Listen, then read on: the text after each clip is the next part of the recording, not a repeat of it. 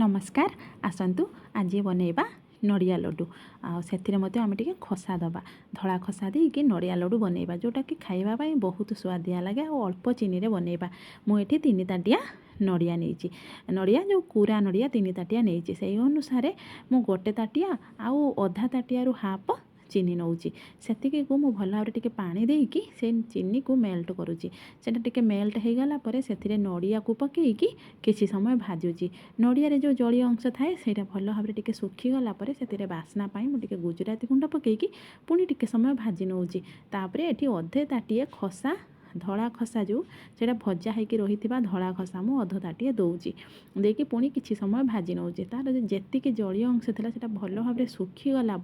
से 2टी छोट packet milk powder add करुच्ची ये मिल्क पाउडर देले बहुत स्वादिया लगी था नड़िया लड्डूटा आ बाइंडिंग करिबारे साहाय्य करिथाए। तापर देखंतु मु गैस बंद कर देकी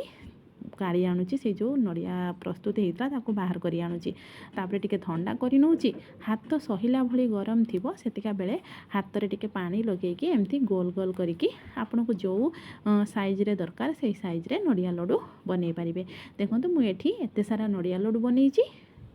आउ बहुत स्वादिया बनी जेहेतु आम मिल्क पाउडर दौचे आ खसा दौचे नड़िया लड्डूटा बहुत स्वादिया लगे।